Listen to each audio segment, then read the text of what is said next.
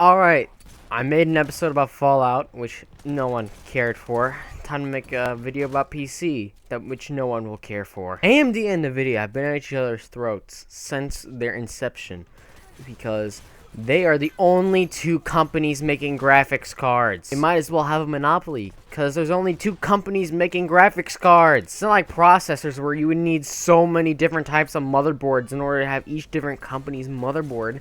But really, why aren't there different brands of graphics cards? It doesn't make any sense, really, but let's move on. Now, I have the most experience when it comes to nvidia, and I have never owned an AMD graphics card, but I am considering getting one, because right now, I need to upgrade my graphics card, because I am sitting with an FX 6300 and a GTX 950. Now let's talk about the companies behind them. nvidia has been top dog for a long time, because AMD has not put up a fight for a long time.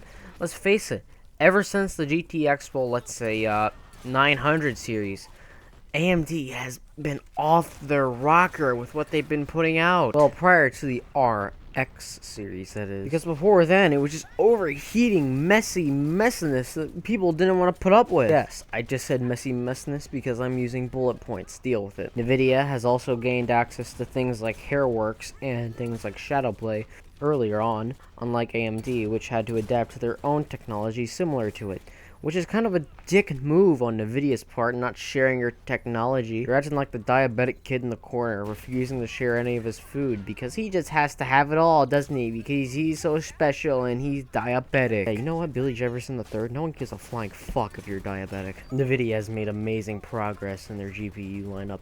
The jump from the 900 series to the 10 series is amazing, and God knows what the 11 series will hold. Nothing AMD has right now can match up to even the GTX 1070. That's not the top. The top is a Titan XP and a 1080 Ti, and nothing AMD has right now, until Vega comes out, and God knows when that'll happen, can handle it. And we better brace for impact when Vega comes out, because Vega, it can do Doom Nightmare settings, which is the max at 4K 60 frames a second. Holy crap. I know it's probably running on Vulkan, but what will that do for other games? But right now, I really commend what AMD has really done right here, making 1080p more accessible to anything else in the world right now when it comes to gaming, because they have opened up PC gaming to more and more people. In fact, they made it cheaper than it ever has been before. In fact, a good 1080p GPU right now, the RX 570, is $150, so you can find some places. That's great. It's better. A few years ago, that would have been like 200 bucks. And now, you can just plop that in like a pre-built i7, like, the ones you'd see in a lunchroom or something that would cost 150 bucks on eBay or something, and you got yourself a high-end gaming PC, one that'll outdo any console.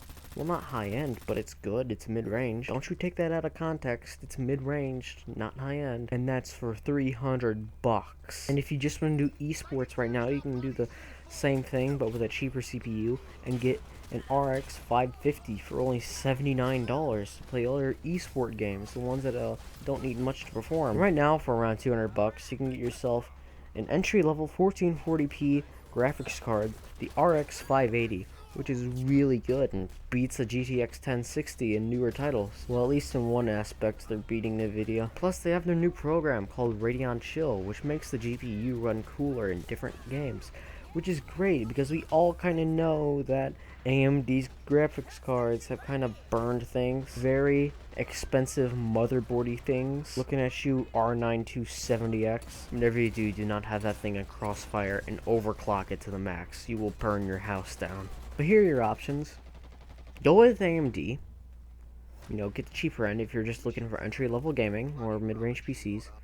Or wait a little longer, save up some more money and get a GTX 1070, 1080, or 1080 Ti and get maximum performance. You will enjoy it. But God knows what'll happen when Vega comes around. I guess I'll make a part 2 when Vega comes out, but really that's it for now. I just wanted to make a short video to keep up the schedule. You'll have a nice day. My next video, well, in the comment, I'm going to try something new. In the comment section, say what my next video should be. I'll see y'all later. You have a nice day.